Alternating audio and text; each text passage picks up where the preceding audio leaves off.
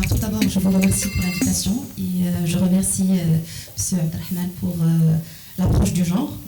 J'ai déjà fait attention à ça c'est-à-dire par rapport à la dernière conférence, séminaire. Et bon, me retrouver, ça va, on est bien, parce que je suis un petit peu du...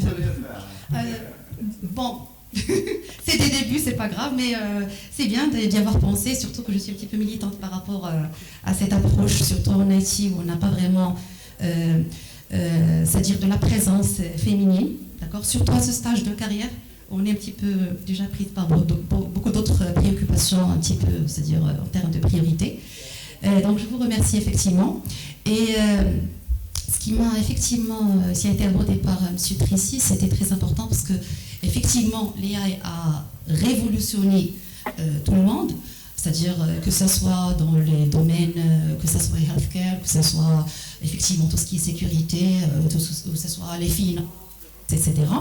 Mais ça n'empêche qu'on devrait vraiment être sûr que l'avant ChatGPT pour le domaine de l'éducation, c'est pas du tout l'après. Donc il faut savoir qu'on a vécu effectivement l'avant Covid et on s'est dit que peut-être on va se retrouver avec, on va retrouver la vie normale après Covid, mais c'est pas le cas. Donc, par exemple, moi en tant que chercheur, c'est-à-dire la plupart des réunions avec les doctorants, avec les PFE, ça se fait en distanciel, c'est-à-dire que maintenant on est plus axé sur le distanciel grâce, entre guillemets, la Covid. Et d'ailleurs maintenant, c'est beaucoup d'événements qui se font en utilisant des plateformes qui existaient auparavant. C'est-à-dire on n'a rien créé pour la Covid, c'était juste une petite crise, en quelque sorte, oui, mais qui a donné un essor à tout ce qui est services informatiques qui existaient avant et qu'on n'utilisait pas. Alors du point de vue effectivement AI et son utilisation dans le domaine de l'éducation, c'est-à-dire qu'on a déjà vu un petit peu les réactions des universités aux États-Unis, les universités francophones, il y en a ceux qui ont interdit un petit peu l'accès à ChatGPT, à l'utilisation de ChatGPT dans les dissertations, effectivement, parce que l'interdiction, c'est en quelque sorte pour respecter un petit peu l'éthique de la formation, c'est-à-dire dans ce sens où on aimerait bien que l'étudiant fait ses propres dissertations ou travaux au lieu de donner un tierce, le fait c'est-à-dire de générer en quelque sorte des mots en se basant sur un apprentissage. Mais réellement, c'est-à-dire qu'à l'éducation maintenant, on doit y repenser autrement, c'est-à-dire que j'enseigne les étudiants à faire de la programmation. Je sais très bien que maintenant, même tout ce qui est code, etc., il est généré et sans erreur, etc. Et donc, les étudiants aimeraient bien que leur réalisation, c'est-à-dire lors des travaux pratiques, soit sans problème, sans bug, etc. Mais le problème, c'est que lorsque l'étudiant utilise ce genre c'est-à-dire d'innovation, de AI, dans un sens non éthique à l'éducation, au lieu que ça va pousser l'éducation en avant, plutôt ça donne, c'est-à-dire un effet inverse. Et le problème, c'est que si on va apprendre en se basant sur effectivement l'AI, au lieu de devenir le maître, on devient l'esclave. C'est-à-dire une fois on n'a plus de connexion, on n'a plus de ChatGPT, pour une raison quelconque, d'accord? Donc on n'a pas vraiment accès, ou bien on ne peut rien faire parce qu'effectivement on n'a pas eu cette possibilité d'apprendre lorsqu'on devait apprendre. Donc ça c'est effectivement un appel, c'est-à-dire maintenant dans ce séminaire pour repenser un petit peu l'enseignement, c'est-à-dire ça ne doit pas être le même.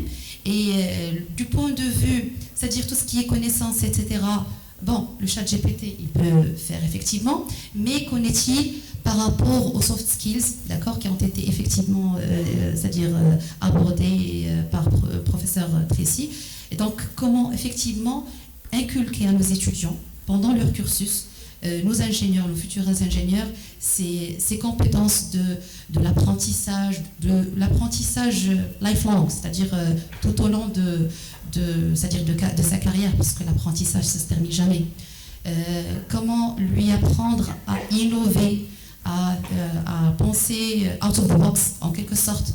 C'est-à-dire, au lieu d'être un consommateur, plutôt être un producteur de connaissances en se basant effectivement sur ce qui existe. Alors maintenant, il y a des startups qui commencent effectivement à émerger dans le marché.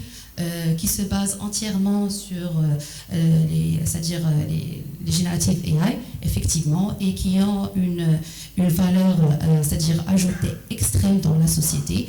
Et il faut savoir que c'est un mouvement, soit on va le freiner, et de toutes les façons, on sera écrasé, parce que c'est un tsunami d'AI, et logiquement parlant, on doit s'aligner, on doit, c'est-à-dire mieux se préparer pour, c'est-à-dire aller avec la vague, c'est surfer sur la vague. Si voilà. tu me permets, Iman, enfin juste pour qu'on puisse interagir, justement, comment est-ce que notre enseignement supérieur il s'est adapté justement à cette vague d'IA générative 2023 et de tout ce qui se profile dans l'avenir?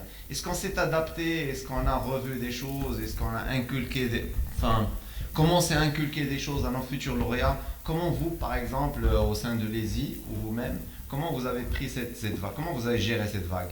Oui, effectivement. D'ailleurs, je ne vais pas parler juste que de l'enseignement supérieur, c'est-à-dire au Maroc, mais plutôt même à l'échelle mondiale. C'est-à-dire, j'ai déjà dit qu'il y en a des universités qui ont arrêté, c'est-à-dire ils ont freiné. Effectivement, ils ont demandé à leurs étudiants de ne plus utiliser des outils AI. Il y en a ceux qui utilisent des outils de plagiarisme pour détecter effectivement, est-ce que, plus ou moins, je ne sais pas, est-ce qu'ils sont effectivement efficaces pour la détection de la génération d'AI ou pas. Et c'est-à-dire que du point de vue réflexion, que ce soit mondial ou national, il y a encore du bruit, c'est-à-dire ces nouvelles vagues, et on ne s'attendait pas que ça aura un impact direct sur l'éducation. Donc, de mon point de vue, c'est-à-dire du point de vue d'un professeur, c'est-à-dire au lieu de freiner une vague, c'est impossible, c'est un tsunami, et donc il faut savoir, au début quand on a un tsunami c'est normal, c'est la gestion de crise, on va essayer de, mais par la suite il y aura c'est-à-dire la fameuse, voilà, le redressement après la crise, voilà.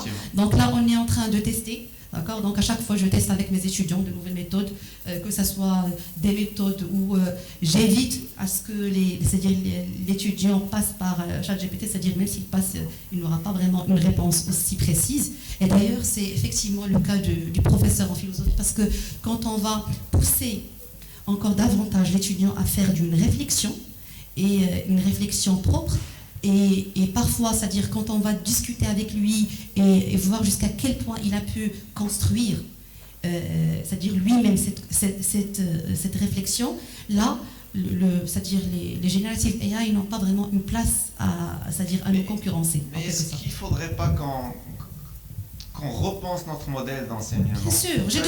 L'histoire de la calculatrice, jusqu'à un certain moment, tu vois, il y a une fameuse image qui montre les mathématiciens brander et faire, voilà, interdire les calculatrices en classe. Puis par la suite, aujourd'hui, enfin, on ne s'offusque plus au contraire, utiliser une calculatrice, ça fait partie de